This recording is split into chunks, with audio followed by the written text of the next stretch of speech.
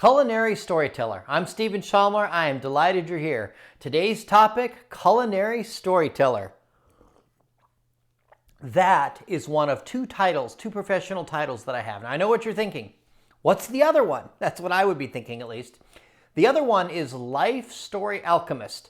And I've got a video, as you can imagine, that covers exactly what a LifeStory Alchemist is and what I do and where my LifeStory Alchemist hat. You can go over to the Spark to Bonfire channel or sparktobonfire.com and check that out. And of course, as some of you might have guessed, you can also go to lifestoryalchemist.com to see that video. But today, Culinary Storyteller. I'm going to give you a little bit of my background to kind of help you understand, this title and make sense of it, how it fits into my overall journey. Let's go back in time to summer of 2011. Summer of 2011 is when I stood in a dirt driveway in southeast Portland and made what I call my dirt driveway decision. So what do you mean a dirt driveway? Oh yeah, there's dirt roads out in southeast Portland. They don't pave some of the streets. It's a pet peeve of mine. They say they care about the people out there. I think they really don't. I think when you don't pave the roads, it's pretty clear that you just don't care about certain parts of your community. I think they care more about people in the Pearl, or in the West Hills, Multnomah Village, etc., different parts of Portland. Anyways, that's a tangent. That's a pet peeve of mine. But yeah, there's dirt roads out in southeast Portland. It's kind of crazy. So I stood in a dirt driveway southeast Portland and made my dirt driveway decision. Now, I was in the midst of what I call my second great disaster. That's right, second great disaster. And I don't mean like a national disaster or a local disaster. I mean like a personal disaster, the kind that where you hit rock bottom, the kind where you've been hit so hard, you've been knocked down so hard that you don't know that you'll ever get back up again. Now, I've got a video you can go watch about my 3 great disasters I've been through at this point in my journey. And I've got a video, Great Disasters Are Not the End, and they really aren't. If they don't kill you, and I'm not being flippant, some great disasters will kill you, but if they don't kill you, not only can you survive, because they're not the end, not only can you survive, but I'm living proof that after enduring a great disaster, you can actually thrive. And so my second great disaster, just to give you a thumbnail sketch, it involved financial ruin and homelessness, and I was battling back from that. On top of that, I had burned out on the 2 major professions I had at that point, the 2 major careers I had in my life to that point. I spent about 10 plus years in the nonprofit world and I'd burned out on that. And I'd spent about 10 plus years in the banking world and I'd burned out on that. So I really was at a place in my life, it's the midst of the Great Recession where I just felt like I had nothing left to lose. So I decided that I was going to set out after a life that I really loved and that I was going to build a brand new career out of thin air. There are 4 things that kind of catalyzed or ignited my dirt driveway decision. There was 2 books that I read a few years before 2011. That's a story for another time. So there's 2 books. There's 1 magnificent meal and 1 TV show. And those I'm going to tell you about. So we're talking about the summer of 2011. Now let's go back in time. If you got a TARDIS, join me in your TARDIS. We're going to go back in time to the fall of 2010 where I had this magnificent meal. Now, if you want this story in depth, I've got a video where I talk about my dirt driveway decision, what I do today, the in-depth story. I kind of give the whole story of this, but just in summary, a good friend of mine, Adam, took me to a food cart. And I had a hard time. I couldn't get my mind around it, and it was kind of weird to me at the time. And so a week later, he said, we're going to go again next Friday. So he took me the second time he took me to Lardo. I had a life-changing meal prepared by Rick Giancarelli. He's an incredible chef. Lardo is amazing. But at the time, it was a food cart. There's a little picnic table out front. I had this meal that just blew my mind. I'm pretty sure it was a pork belly sandwich, but it was one of his amazing meat sandwiches. And then I had a lardo fries with the herbs and the pork scraps, and it was just phenomenal. And I remember sitting there and saying to Adam, man, I wasn't sure about these food carts. I'd never been to one, and I wasn't, last week was hard. It was a new thing to me, but this time, man, this meal's incredible. There's got to be other idiots like me out there who haven't ever thought about going to a food cart. We need to start a website and tell people to come to food carts and have meals like this. And he said, we'll see.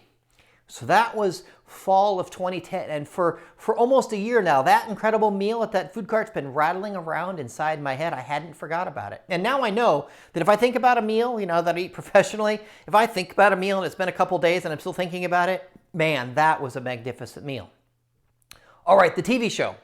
So the 5 years leading up to 2011, I spent a lot of time watching and enjoying Anthony Bourdain's No Reservations. May he rest in peace. I'm so grateful how he inspired me to live the life that I'm living now. But at the beginning of No Reservations, he would say this phrase every time: I write, I travel, I eat, and I'm hungry for more. And every time I heard that, it moved me deep in my guts. It was almost like a religious experience. Like, wow, yeah, I want that. And I was like, I didn't know about the writing, but since I was 16 years old, I'd wanted to become an author. I loved books. And I knew somehow if I was going to become an author, I got to deal with that writing thing. And traveling. There's few things in the world better to me than heading to the airport to get on a plane and go somewhere, or heading out on a road trip. I absolutely love traveling. And eating. Oh my goodness, eating, that is fantastic. And I'm really good at it. But what I really wanted was to go on the adventures that he went on. Those adventures, I wanted those adventures. I wanted that kind of life.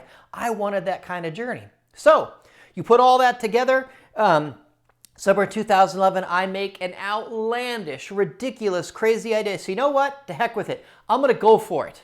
If Anthony Bourdain can get paid to eat and drink, so can I. Now, I know that was ridiculous at the time, but I didn't know any better. But I set out after the life that I'd always imagined.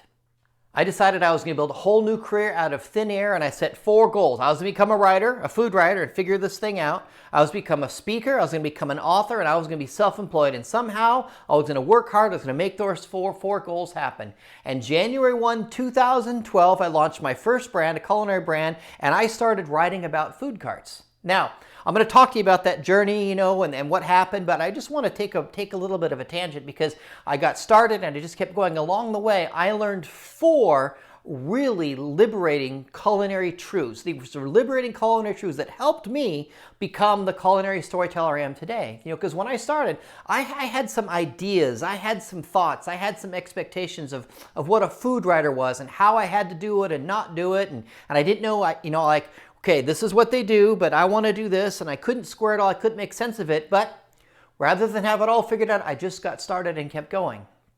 See, because what I had in my head is I had these shoulds. Now, the first time I heard of shoulds, there was this incredible, amazing woman. She's passed away now. She was as close to mother as at least a good mother as that I've ever had. My biological mother, that's not good. That's not good at all. Not a good thing. We won't go there, but that's not good. But Carolyn, Grandma Carolyn, was just amazing and wise. And in my 20s, she kind of taught me about these shoulds, these stories that people live by, that maybe they're not even living by, things they're supposed to do. And I had all these shoulds wrapped around how I was gonna build this culinary brand and do writing and interact and how I was gonna make it happen. And even though Grandma Carolyn's funny, she was early in on the dad jokes. One day she called me and she said, "Hey, Stephen, I've discovered a should." And I go, "What? You're militant. There are no shoulds." And how she changed her life and set herself free from shoulds and I have to do the same thing. And I was shocked. And I go, "What do you mean you discovered a should?" She goes, "You should not hit your thumb with a hammer." And she laughed and laughed. She thought that stupid joke was so funny. And while I can't introduce you to Grandma Carolyn, which is really tragic, what I can do is there's someone in my life just as wise as Grandma Carolyn. And there's this incredible article, The Tyranny of the Shoulds. And I'll put a link down below. You can go read this article, The Tyranny of the Shoulds. Because if you're impacted by shoulds, it's no way to live. And in the course of my writing, I discovered my shoulds and I got these 4 liberating culinary truths that set me free to really lean into the journey that I wanted. So here's the first one. Oh, I'm gonna be a food writer. I've got to be critical. I got to complain about people, and I didn't know what to do. I didn't want to do that. I didn't want to write and say this is a terrible place. And I'm so grateful for the 4th food cart I ever went to. So I went in December of 2011. I went to a number of food carts. I picked one, just an incredible food cart, Ragin' Cajun. My dear friend Pat Markin, she had it. And I went there and I took pictures. I took some bad pictures, which is funny. You'll find out later why. And I wrote an article and I posted it January 1, 2012. And then I went and saw Pat and said, "Hey, I wrote this article," and said, "You have a great food cart. And you should share it on your Facebook and you should use it to build your brand." And I started teaching her right then that she could leverage the power of social media and harness the power of storytelling to grow her brand. I was like, wow, this is really cool. I love doing this too. And that's kind of where my LifeStory Alchemy hat kind of began right there, helping people grow their brands and grow their businesses. But I just wanted to tell people about a cool article, but I knew it would help her too. I went to the second cart, great people, great food, wrote an article, went and told them it was fun. Third cart, met some great people, had great food, wrote an article, etc. Went to my fourth cart. I'm going to write about it, and I eat the food and it's terrible. And my funds are limited. It's like if I'm going to a cart, it's to take photos and it's to write about it. I'm paying everything for myself. And I'm like, I don't know. I can't do this. The food's terrible. So I went back four times, spending a minute and a half hoping it get better. And I finally realized this food is not going to get better. These are nice people. They have crappy food and it is terrible and nobody should go there. And I'm like, I can't do it. I can't do it. I can't write that article that says don't go there. For me, it's just not going to work. And I thought, that's it. If I don't love it, I'm not going to write about it. And I've become a celebratory writer. That's how I call myself now. If I find something I love, man, I want to write about it. I want to create content about it. I want to tell the world it's amazing. And sometimes I run into people that want me to go cover a certain story, and it's like, I kind of hesitate, because I don't really love it. If I don't love it, if I don't really like it, I don't want to send my fans there. I don't want to bang the drum about it. So that was the first liberating truth, is that I can be a celebratory writer. My second liberating truth revolved around fine dining. Somehow early on, early 2012, in my noggin was the idea that I'm a food writer. I gotta do all this fine dining stuff. Yet I'm writing about food carts, and I felt like I was doing something naughty or not quite right. And over the course of my time, and you think about it now, looking back, my goodness, what kind of knucklehead was I? Anthony Bourdain, No Reservations, he covered a lot more than just fine dining. You think I would have figured that out. I'm not the sharpest knife in the drawer, but I'm not the dullest either. And I didn't figure out. And what emerged for me is what I call a magnificent meal. For me, a magnificent meal is not just the food, it's the experience. And I want people to go have magnificent meals, but it's more than just fine dining. I love fine dining. If you've got tablecloths and you've got expensive, plates and the setting is beautiful and the food's amazing, I'm all for that. That can be really a magnificent meal.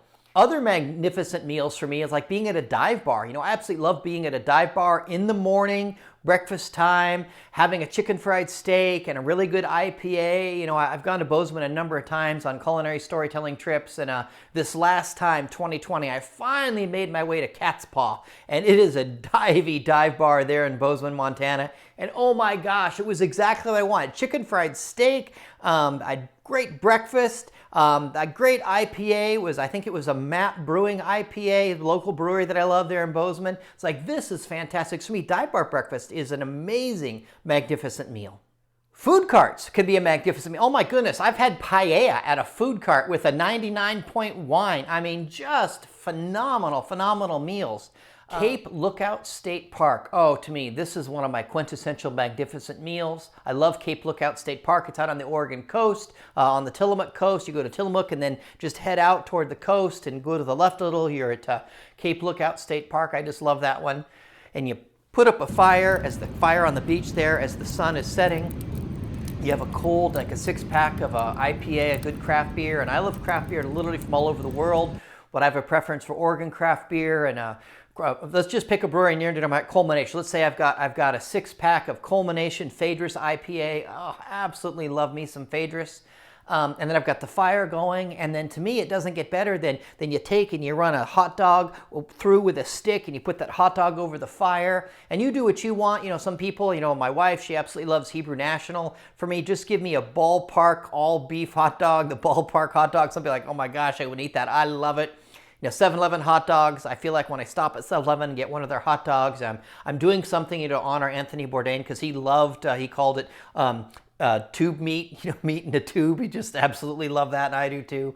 I cook that hot dog and get some char on it, and I get a Franz bun. It's a local bakery, big bakery that's selling in all the stores around here. I get me a Franz bun, just a perfectly hot dog bun, and I put some French's mustard over the top of that. And then the sun is setting and the fire's crackling. I've got my cold beer and I've got my hot dog. And man, for me, that is a magnificent meal. Here's another example of a magnificent meal for me that I had.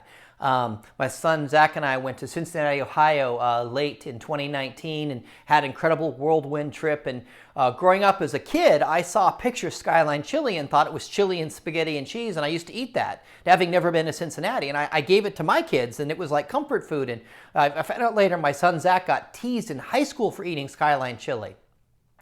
So we went to Skyline, Chile, and my son Zach and I co-hosted an episode of the Culinary Treasure podcast with Skyline, Chile. I filmed an episode on my show, Culinary Treasure Show with Skyline, Chile. And then Zach and I, we had a magnificent time in Skyline. And Sunday night, we were tired. We'd been to a Bengals game, Bengals-Patriots game. We saw Tom Brady play live. It was incredible. And the snow was falling. Went back to our room and took a nap, and the snow was falling, and it's evening, and we walked a little ways down the road from a hotel, and we went into Skyline, Chile. And oh my gosh, I had a 5-way. He had a 3-way.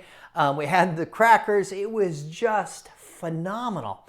And part of it is I just love Skyline Chili, but all those years that I made that sandwich, made that dish, for my son, I ate it as a child comfort, and here we were in Cincinnati, Ohio, with the snow falling, eating it, and that is a magnificent meal.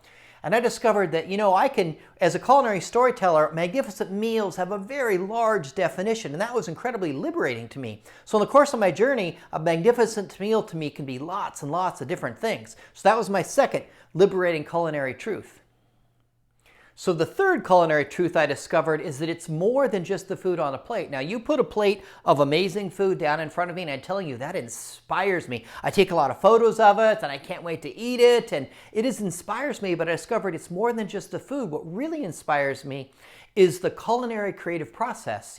Some chef took, and I like it, the simpler the ingredients are, the more I'm inspired by, wow, they took these simple ingredients, made this incredible meal, or a bartender who makes an incredible cocktail. Bach Social, a number of years ago, there was this bartender who's no longer there. Bach Social is a Portland area bar, and I absolutely love Bach Social. And there was this bartender who would make me an old-fashioned with flair and magic and orange peel and flame, and it was stupendous. I loved his old-fashioned. And it wasn't just the old-fashioned, it was that creative process. And I learned that I just marvel at the creative processes in the culinary world. It never occurred to me how much creativity is there and how much that inspires me. And that's the part that I want to talk about. It's very liberating to me. It's liberating to me to know it's not just the food, it's this culinary process that inspires me. And that led to the fourth culinary truth for me that was very liberating, and that is that I can tell culinary stories. Because as I'm drinking that cocktail, as I'm eating that incredible food, as I'm drinking a magnificent beer, or I'm with a distiller and I'm having a fantastic whiskey that, she put together, that she distilled, I want to know her story. How did you get here doing this? I want to interview the baker, the bartender, the brewer, the chef. I want to know their story. And it was so liberating to me to say, oh, for me as a food writer, my journey can include telling culinary stories. And so those things I learned along the way really set me free so that I could really lean into a journey that I absolutely love. So as I said, January 1, 2012, I launched my first culinary brand, and I just kept at it. I had fits and starts. As I mentioned, I was in the midst of my second great disaster and working my way out of that. February 8th, 2016, I had my third great disaster. That took a lot of wind out of my culinary sails, and I had a lot of struggling along the way. But I just kept creating content, and that's a secret, by the way. If you're a content creator, just keep creating content. So what's true today? Well, may he rest in peace. Anthony Bourdain would say, I write, I travel, I eat, and I'm hungry for more. I travel, I eat, I create content, and I love the life that I live. Now, let me say that again. I travel, I eat, I create content, and I love the life that I live. I get to go to amazing places. I get to meet incredible people. I get to have magnificent meals, and I get to create content about all of it. And I can't tell you how much I absolutely love doing that. Now, I'm going to tell you in just a second what being a culinary storyteller looks like for me specifically. But first, let me tell you the fun story of when I got that title. 2 years in a row, I think 2015, 2016, I did some events at Hood Crest Winery up in Hood River, Oregon. Tess and Patrick Barr, she's an amazing winemaker. She's a blues artist. Patrick is just an incredible craftsman. Together they have an amazing winery up there, and I fell in love with them. So let's do events here.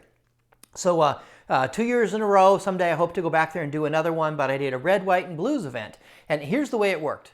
Tess was very gracious, and she let me invite some small culinary brands to set up tables out in her winery. She has a tasting room in a winery, so we had some charcuterie and a chocolatier and people making jelly and these different culinary businesses each year. 2 years when I picked them and invited them to come up, and Tess was so gracious. They didn't pay anything to be there, and they set up a table, and I promoted it. Then I invited my fans and her fans, promoted it through social media and wrote some articles. And people would show up and they get to go into the winery and taste these little bits and taste the charcuterie and taste the chocolate and buy some, put it in their bag. Then they went into the tasting room and she has a wood-fired pizza oven and incredible wine, and they're drinking wine, they're eating her food. And then at 3 o'clock, both times, there was a concert from Tess Bar. She did a blues concert, just amazing. And at the 2016 event, she says, Steven, she's getting ready to perform. I want to introduce you to everybody, but I can never figure out, what is it you do? What should I tell people your title is? And I'm like, I don't know. I used to struggle how to explain what I did before I knew that I'm a LifeStory Alchemist and a Culinary Storyteller. I'm like, I don't know what I do. I just do stuff. And she looked at me and I said, she wanted an answer. And you don't tell Tess no. And I said, okay. And it hit me, just came out of my mouth. Tell them I'm a culinary storyteller. She says, oh, that's perfect. That's what I'll do. So she walks up, and while she's introducing me, I'm walking toward the front, and I've got my thumbs of fury going. Back in the day, GoDaddy had an app, and I am buying on the app culinarystoryteller.com as fast as I can. And so that's when I first got the name, and then over time really leaned into it. And I love it. I love being a culinary storyteller. So what does my being a culinary storyteller look like today? Well, I'm the founder of the Culinary Treasure Network, which is a lot of fun for me. If I'm out and about and I'm filming or I'm taking photos, people can tell something's going on and like, well, what do you do? And I said, oh, I'm on assignment for the Culinary Treasure Network. And they go, oh, wow. And I love doing that. But I'm a writer. Yep, I figured out I actually really am a writer. I write for Savory Travel Adventures. I go to amazing places and I tell you to go to them. Let me tell you, you have to travel.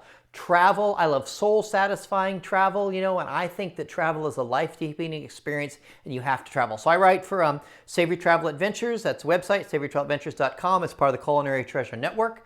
I write for Culinary Treasure. I have magnificent meals, and I write about those on that website, and I post lots of photos. We'll get to a second, and some information about these magnificent meals you can go have that I've enjoyed.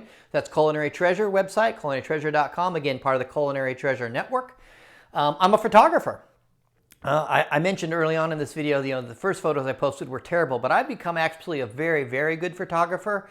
And publications, use my photos often, which I absolutely love. I still remember, I realized, wow, I must be pretty good because USA Today used one of my photos, one of my culinary photos. Like, wow, this is absolutely incredible. When I was in my 20s, I absolutely loved the USA Today. The old newspaper is kind of antiquated now. And if I could get on a plane back then and have a USA Today in my hand, to read on the flight, oh, that was the cat's meow to me. And man, USA Today used one of my photos, and it's common now for my photos to show up in various publications. And I'm very, very grateful for that. And I have to say, I absolutely love taking photos. So when I write on my articles, I'll have a photo and I have my article, and I hate typing. I hate typing words. So I get enough words out there to make the article say what it needs to say. And then I'll just put the rest of my photos down below because, like, man, if you want to know what that place is like, what that experience is like, go read one of my articles, and I've got lots of photos showing you what it's like because I absolutely love taking photos. I'm an author. I wrote a book on Portland food carts. I wrote a book on Portland beer and Portland breweries. And I've got a number of culinary books coming down the pike, which I'm really excited about. I'm also a podcaster. Long-form storytelling fits really well for me to tell people stories. How did this chef, this brewer, this bartender, this baker, how did they get here doing this? The first podcast I started was the Portland Beer Podcast, and over time that morphed and grew into the Craft Beer Podcast. You can go to the website, www.thecraftbeerpodcast.com. Find it everywhere that you listen to podcasts, Craft Beer Podcast on Instagram, etc. And then I'm doing the Craft Beer Podcast, and I'm talking about beer, and I thought, oh, I love all this other food stuff. I should start a culinary podcast. So I started the Portland Culinary Podcast, and then that grew into the Culinary Treasure Podcast. And you can guess it. You can go to www.culinarytreasurepodcast.com and find out all the information about that, or you can listen to anywhere that you find podcasts. So I love the long form storytelling of being a podcast. And then the newest hat for me is I'm a filmmaker. I've gotten much better over the past couple years of filming and editing film, and I shoot footage for the Culinary Treasure Network. I've got the Culinary Treasure Show, which is more of a little long form storytelling show that I do. I've got Your Next Craving, which is a show that I do for the Culinary Treasure Network that's more short, like, man, this is something you want to get because, man, this is your next craving. So that's a lot of fun. So that's what it looks like for me today. I started out, I just somehow want to figure out how to be a food writer. If you told me back in the day, if you told me summer of 2011 that I'm going to be a writer and an author and a podcaster and a photographer and a filmmaker, my head would have exploded. There's no way. But I learned as I went, and I kept finding cool places to create content. And today I'm a content creator and I'm an artist. And I struggled with that for a long time. I didn't think of myself as an artist, because I didn't paint. I didn't do what I thought I didn't create music, traditional things that I thought artists did. But I'm definitely an artist, and I love the content I create. So I'm going to close this video with two messages to people that are in the food and travel business, and then to the rest of you. But hey, if you're in the food and travel business, and if you want me to come out to your part of the country, or to your country, or to a certain region of your country, you want to bring me out, you want to get me a plane ticket and fly me out there, I would love to do it. I can cover a story like few people can, because I do the long form storytelling podcast, I do the filming, I do the travel articles, I do the food articles, and I absolutely enjoy doing all of it. I was in Greece earlier this year, and I had a bag on my shoulder, and I had a backpack, and in there was everything I needed for the video I shot, for the podcast I did, for the photos I took, notes for my articles. I am mobile, and I absolutely love it. It just fires me up. And if you have a bar or a restaurant or a brewery, distillery, and you want me to come around, write an article, my stuff resonates with you, you'd love to be in my podcast, man, reach out to me. My email is sschomler@sparkedbonfire.com. Reach out to me, and put in there, we want you to come see us. Put that in the subject line so I know what it's about. And maybe, you're like, oh, well, we're in Key West, and we're not in a position to bring you out, but if you ever get to Key West, we'd love you to come to our place. Well, shoot me that email, and I save lists of places. So when I go to various parts of the world, like, oh yeah, I've been waiting to go, and I've got this island I've been looking at in Greece. I think I'm saying Icaria, and I've got a list of places I want to see in Icaria, Greece. Cincinnati, oh, I love Cincinnati. I've got a list of places I want to go the next time I go to Cincinnati. So feel free to reach out. Either bring me out to your place or reach out and tell me to come by sometime. And you can bet your bippy, if I'm in your neck of the woods, I'll do my best to get around and visit you. And now for the rest of you. If you're not in the food and travel business, I've got two things that you really, really need to do for your own benefit. Number one is you have to travel. Travel is a life-deepening experience. You will see the world differently when you travel the world. Trust me, you've got to travel. And the second thing you need to do is have magnificent meals. And the reason I spent some time beginning this video earlier, at least in this video, telling about different magnificent meals you have, is I love fine dining, but it's more than just fine dining. It's the experience and the food, and maybe it is your favorite dive bar where they have your favorite chicken wings. But then when you're having that, lean into it and savor it and enjoy it. Life is too short and too precious not to have magnificent meals. Well, that's it. I'm Stephen Shomler. I am on an epic journey, and if nothing else, I hope this video has inspired you to get off the couch and head off on your own epic journey.